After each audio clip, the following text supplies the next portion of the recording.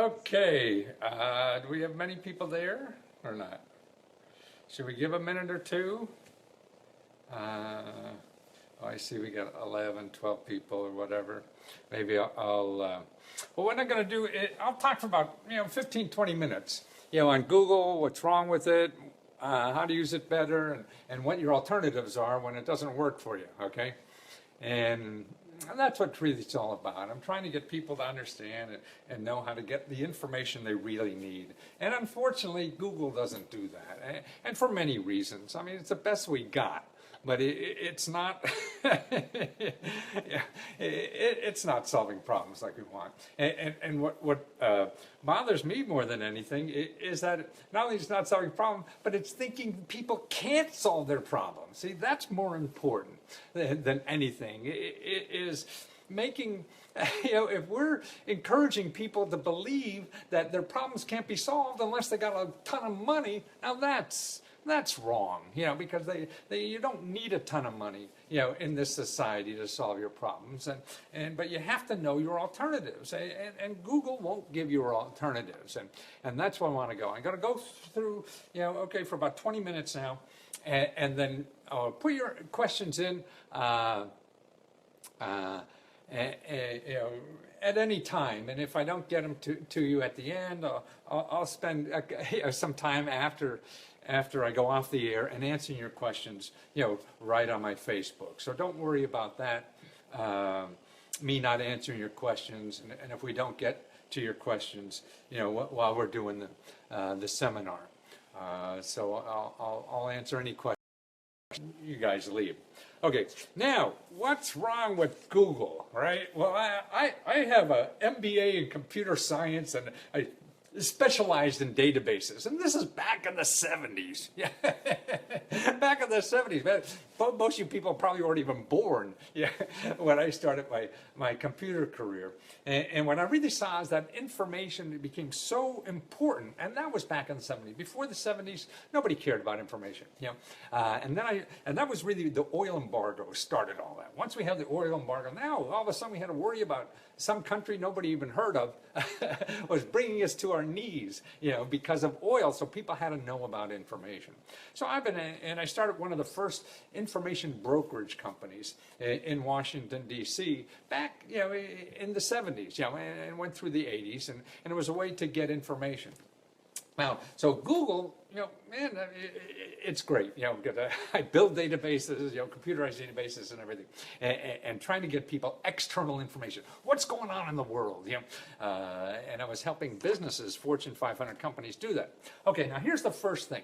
The first problem about Google is quantity versus quality. Okay, you go Google something now, anything. I mean, like I Google a lot, because I'm doing a lot of work for people buying houses and fixing up houses and stuff like that. So I put mortgage. Now, if you put mortgage into Google, you get 127 million.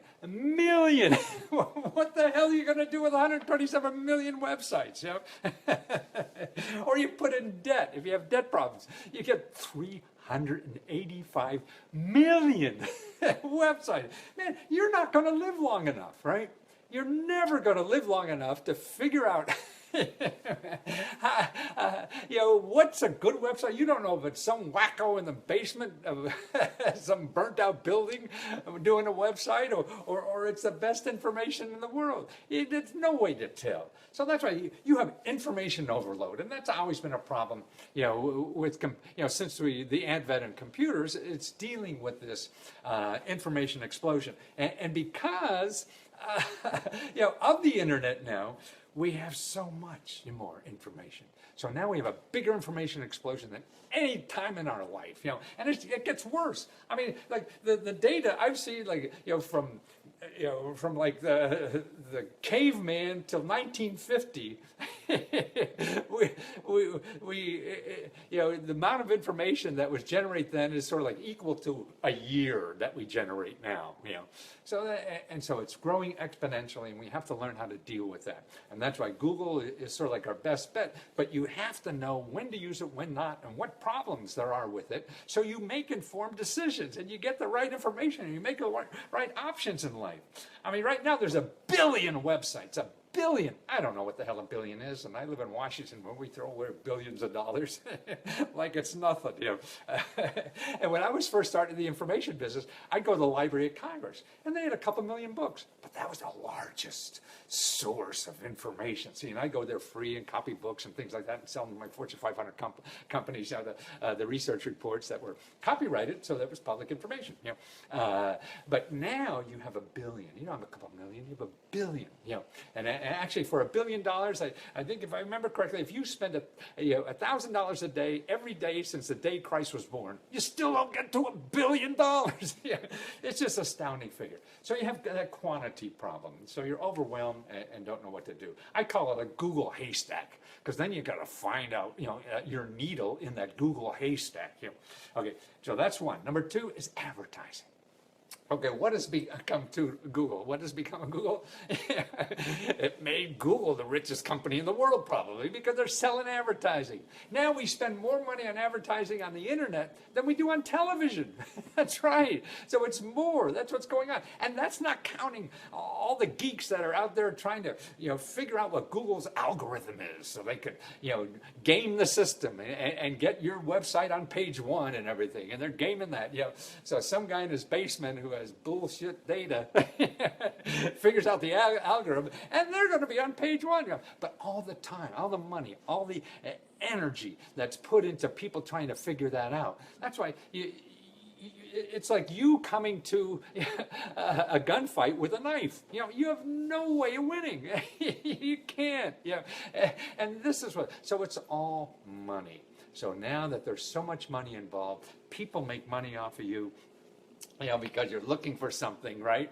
Now, I did a sample search. I put in business grants, because a lot of people want to start businesses and they think there's grants out there. So I do a lot of custom research reports for people to show them the real grants out there. Because if you go to Google now and you put in business grants, I look at the first 2 pages, like on the first page, there's 17 items described. Okay, 17. First of all, half of them are people selling you loans. So that's why you're going to get and believe that, oh boy, there aren't no grants or something for me, so I better take out a loan.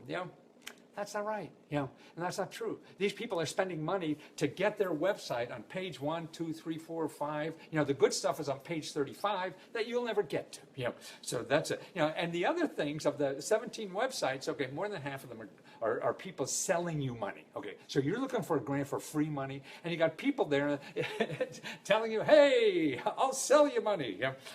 Or another thing, what it is that, most of them are like SBA grants, because people, okay, business, I want a grant or whatever. And actually, the SBA grants, the grants that the SBA talks about are really for, they're the most complicated grants I've ever seen.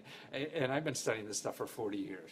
They're small business innovative research grants. And there's there's states that give grants for you to figure out how to get that grant. So they're legitimate grants, but they're not for the small business just starting out or something like that. These are high-tech ideas, and they're important, but it's not what 99% of people are looking for when they're looking for money to start a business. So that's out of the way. But that's on page 1. So you think that's the universe. And then, see, what the other thing that really gets me is the grants that they have on that first page are mostly by big corporations that give out business grants. And that, to me, is one of the biggest scams I've ever seen. Because you have these big billion-dollar corporations. They're giving out like $30,000 in grants to businesses, and 5 people get them. These are billion-dollar companies investing $30,000 in grants. They're spending probably $1 million in advertising, so they get publicity that they're giving grants to little businesses, and they get free publicity because they're picking 5 people to give $1,000 a piece for or whatever, and they get $1 billion or $1 million worth of publicity or more. And so that's not. It's not going to go far. Sure, a few people are going to get them, but that's a lottery kind of game, and it's so small. That's the thing. There's hardly any people using them. It's not where the action is if you need money, free money to start a business. So that's what You know, and that's what I'm saying. So that's what it is. And so if you go through 3-4 pages of that, then you're going to say, oh, there's no grants here. I can't start my business. And that is wrong. See, and that's why I want people to understand about that. You know, and here, you know, there's another thing about Google is that accuracy, okay, accuracy. And this is becoming more and more of a problem, you know, in our society. And I don't mean fake news. I mean, that's part of it, because now in Google we got fake news and people going out, you know, walking into pizza parlors with machine guns or whatever, you know, because they read something, you know, that was fake news on the internet, you know. But that's a different issue. What I'm talking about is that people don't know anymore. So you're looking on Google and trying to search for an answer to something or whatever, and whatever, well, most of that stuff is not right, no matter who they're talking about anymore. Just that's the way the system is nowadays. It's too complicated out there. Nobody can keep it up. Anybody who knows is an expert really just knows about yesterday. They don't know about today or tomorrow, because that's changing all the time. Now, if you Google right now, oh, see, I'm telling you to use Google after I'm badmouthing them. They are good at something, you know? But you have to know when and where. Okay, if you Google like scientific journals wrong, you will see there's a whole bunch of very credible studies that show 60% or more of the studies that you read, like, you know, bananas are going to make you smaller or something like that. You know? Okay, over 60% of those studies are wrong. They could never reproduce the results again. So it's just like some guy at a bar. I don't know if you remember Cheers, that guy at the end of the bar, the postman who always had an ad or an answer for anything. He was sort of like, and that's what they're doing. They think it may be right for somebody, but it's not right anymore, you know. And it's, you know, after they just published just their sample, and that was it. So that's why. So if you have 60% of the best scientific research in the world is wrong, wow, and we're believing these people off the street about what's right or wrong, you know, to do. That's what I mean about grabbing your life, you know, and not believing what some experts do, because they're probably wrong. But see, the problem with the experts is they can't charge a lot of money if they don't convince you that they know what they're doing, right? That's right. Yeah, they have to. And I was talking to somebody who actually was a book I'm reading, and he went to be a business consultant, went to one of the big business schools, you know, and then he was going to go to these consulting businesses where they charge a lot of money for you to say how to run a business. And he said, you know, that he can't tell clients he knows the answer. He said, that's absurd. Nobody does. You know, and he says it in such a great way. He said, if someone convinces you they think they know the answer, that's the first clue you know they're lying. And they can't. And he couldn't do that. And his boss said, well, no, we charge these people $500,000 a year. They have to believe you know the answer, you know, when you don't. So they can't. There's too much in the system to make them not give you the right answer or the truth about they don't really know. I mean, look at Trump. The best experts in the world, the best statisticians, everything, said he didn't have a snowball's chance of hell, right? I'm downtown Washington, D.C. You know, next January 20th, that sucker's coming to town. No matter what anybody said, the smartest brains and everything said. Well, you look at the Wall Street Journal, like a year before, I mean, a month before the stock market crash. Nobody was saying it's going to crash. Nobody. These are the best experts in the world. So you go to your expert broker or whatever like this and say, hey, is it a good time to invest in the stock market? Yes. Even when it's down? Yes. Even when it's up? Yes. Why? Because that's where he makes money. Yeah.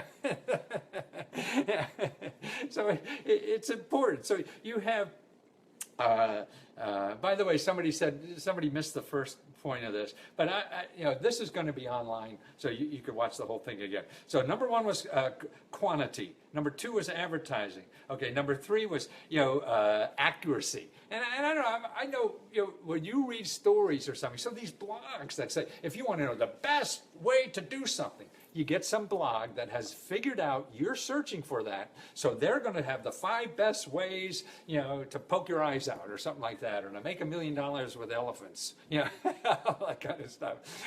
And all they're doing is getting that headline. It's clickbait for you to think that they're not an expert in how to treat elephants. No, they're an expert in how to get this search engine to get their article or their blog on top. That's what it's all about. And then you have blogs by companies who are selling you something, so they have this little blog because then they, able to get more in the search engine and get up on stuff, higher in the ratings because they have an official blog. No, their official blog is to sell you something, So it's not. So that's why, I remember, I don't read the paper as much anymore, but if there's a story about you or something very well, like appears in a blog or in a newspaper or something, you read that story, and you'll see the first paragraph is probably right, second paragraph is probably half right, then after that it gets real mushy. There's not much credibility in it. That's because So now we're reading everything we read we don't really know about, so we trust these people, and they can't be right. And because it's just too hard to be right. I mean, look at it. If the best experts in the world are lucky if they're right a third of the time, then you have to take that into consideration in what you're doing. So it's accuracy a problem. Okay, the fourth thing is you have to know the right questions to ask when you search Google. Right, see, this is why I wear question mark suits. Actually, I have a new way now, a question mark suit. I don't know if you know Spoon Flower. They make fabric, and I just sell them a graphic of, hey, I'm on purple with yellow question marks and green question marks, and for like next to nothing. They give me a couple of yards of fabric, and I send it to Vietnam and have the suits made. It's terrific. But anyway, so it's you don't know the questions to ask. Like if you're looking for a grant, okay, well, I understand. This is why I try not to use the word grant. I try to use free money, because like in the government itself, only 20% of the free money that the government gives out is called a grant. Only 20%. And most of that is going to other government agencies, usually local agencies, state agencies, stuff like that. So they're not even going to you. So, but that's only 20%. 80%, over $1.5 trillion is given out, and it's not even called grants, and they're giving out more money than ever before. So that's the problem. See, and it's hard. Nobody knows. It's hard. You're going to something you really don't know a lot about. You're asking the wrong question. That's why, to me, I always started wearing the question mark suits. The reason I did is the answers are easy. You Google, you get 150 million answers, right? But if you don't ask the right question, you're screwed. And see what happens, I think that people have something to do in life, and they're trying to do it in life, and they're putting in, I need a grant to do this, and they say, God, there's nothing there, or it's only going to state, local governments or something. Well, that's not the right question to ask, see, and that's it. So that's the fourth thing. Now here's the fifth thing that really ticks me off. You can't call Google. They don't have a phone in the office. Unless you're going to buy $1 billion of advertising, there's no way to call Google to find out what they're searching in it. Okay, if I want to start a business, what's the real thing? Because you have some bean counter back there or algorithm decide what to categorize things as, right?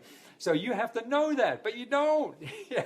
Only they know it. And especially me, what I see is that it's some 22-year-old, kid just out of college developing that algorithm, how they're sorting these things in Google. And I'm a 73-year-old guy who I would never think like a 22-year-old, right? So how am I going to figure out? That's what I think. All the instructions to things are written by 22-year-olds at these high-tech factories. And a 17-year-old guy, I can't figure it out.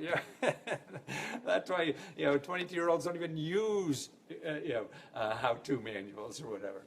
But us old guys still seem to rely on it. So you can't call Google to see, hey, what should I search for? What's the best thing to search for on that? So you don't even know the question to ask. So you'll put in grants and maybe play around for somewhere, and you'll waste an hour or two doing something, and because you'll get attracted. It's sort of like a cool bookstore, and you lead this aisle and that aisle and whatever, and still, not find anything. Okay, but if you know alternatives, like here's the number one alternative I think is great, is 211.org. 211.org. Okay, now if you're looking for free help, you're looking for free money, that's all they have in that database, is only free stuff. And it's really for nonprofit organizations. It's all the stuff. See, the people that don't have advertising money. See, what Google specializes in is people have advertising money because they'll give them advertising dollars to get them up on the first page. Okay, 211.org is a nonprofit organization, that only identifies in their database people who give out money for free or people who give out free help. Okay, that's all that's in there. And the neatest thing about it too, you could call them. So if you don't know what to call, like you put in a grant, no, they probably don't, because I use it a lot, is financial assistance, is the word to use for them. But you don't know that, so you put in grant, you get nothing. So if you get nothing, you have a call, and the people are on the phone 24/7 and they'll give you the information over the phone. Man, where have you seen that before? If they're not particularly, unless they were charging $100 an hour for the service. Now that's incredible to me. And it's in every country, in every city. It's actually only about 97%, I think, of the cities around. And but it's just a wonderful thing. And doing the snow here, I mean, I call them up and see how to get my snow shoveled for free. Okay, I made too much money to qualify, but they did have groups that come out and shovel your sidewalk. So anything. I mean, you're looking to fix up your house. Or grandma's stuck, and needs help with something. I mean, it's a place you want to start a business. You call them because they'll show you organizations that help people start businesses for free. And they're the kind of people that are in that database. So that's another thing. Now, the other thing, about all this, I think a way to deal with Google is, remember, .org and .gov. They're the ones. So any Google search you do or something like that, if it's .com, just let it pass. .net, let it pass. I mean, there may be good ones or whatever. I can't judge. But for simplicity's sake, if it's a .gov or a .org, it's going to be either a hell of a deal or free, because see, they're not making money off you. See, all the other people on Google are making money off you. They can't stay in business unless they get money from you, okay? So that's why they'll be your friend. They'll be so nice to you when you contact them, because they need money to survive. And they have to get it from you. These other people already got the money. They're going to get the same amount of money if they help you or not. So that's why sometimes you have to do a little harder work to get a hold of them, because their livelihood isn't based on bleeding you of every penny. So they're getting paid whatever. So that's why it takes work on the consumer's part to find these people, and so you have to do a little work, more work, to deal with it. So that's 211, and just try to concentrate on .gov, G-O-V, or .org, O-R-G. That means a nonprofit organization. Now, you may have to pay, but still, again, it's going to be a lot less. I mean, that's just how this system is. People are working for different things there. And I think more and more of our country's going towards that, but that's a biased opinion. Okay, another thing here is experts that are available. See, if you can find an expert that knows all this stuff. See, you're diving into this the first time, okay? There are experts who know all this stuff where you live. See, they know it. And a call or an email or just drop in to them will save you hundreds of hours on Google and finding something out. Like here for business, it's called the Small Business Development Center. So if you put, I think the national organization is Americas, A-M-E-R-I-C-A-S, America's S, I forget if there's two S, I should have said it, SBDC, Small Business Development Corporations. Now, even though it says corporations or centers, maybe that's what it is, it's a nonprofit. That they get grant money from the state, from the federal government to help anybody any kind of business. I mean, they'll help you. Inventors for free. People, if you're an inventor, you're going on the Google and looking for help with your invention. You're going to get these bloodsuckers who are going to get $10,000 out of you because they know how to do it. Yeah. And they're practiced, man. They know how to get you. These people do the same thing for free. So why pay all this money when you can get it for free? And even if you don't believe it, I think you have an obligation at least to try the free one first. Why waste the money? See, to me in life is we don't know what works. You and I don't know what works. The experts don't know what works. So what we have to do in life is keep trying and keep failing, tell you the truth, until we figure it out. That's what life is about. We're all working on a science project, our life. Yeah, that's exciting. So you're in the laboratory like a mad scientist, trying a little this, trying a little that, and then one day you knock over a can of something by accident, and you say, wow, that's sticky notes. And you find something by accident. So that's what your life is like too, I feel. So you have to try all these things. But if you're spending money on every try, you're out of money before you find the answer. And that's the key, I think, in life, is staying and finding free ways to do things until you find the answer, because nobody knows what that, but there's people out there who will convince you, because they convince me over and over. It's a lesson I keep learning over and over again, about trusting other people, thinking they know the answer, because it's human nature. We don't know, and we're scared. That's why I wear the question mark suit. In my mind, is I'm scared as hell, and I don't know what to do. And so people who know how to sell could take advantage of that, right? Okay, so you have the Small Business Development Center, your County Cooperative Extension Service. Wow. I mean, particularly if you're in the food business, you want to be in the agriculture business, which is a growing, urban agriculture or anything. Actually, in finance, they help you with personal finances. They help you want to make, banana bread out of your kitchen and sell it. They help you all these kinds of things, or how to get rid of moles in your backyard, or how to grow food in your backyard, and what grants are available to help you do that.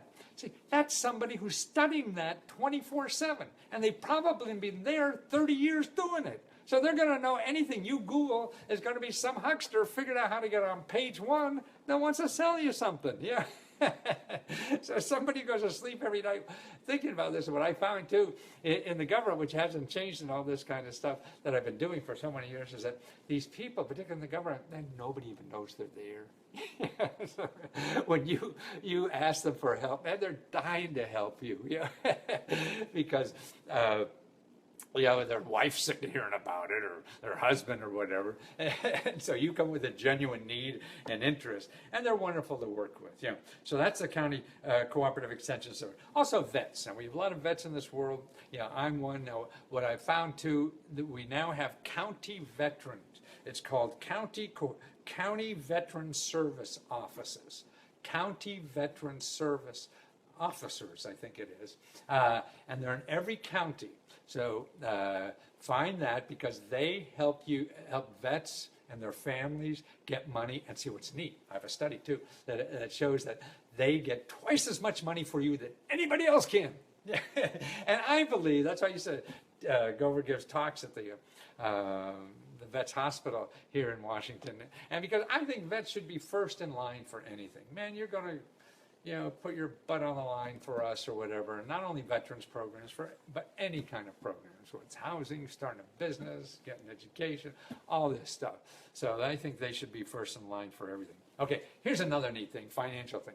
If you have any kind of debt problems, again, if you Google debt, right, you're going to get 385 million websites on that. Or Google this, HUD Counseling, HUD Counseling.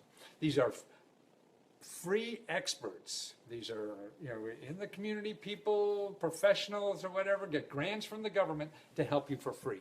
But they're not allowed to advertise.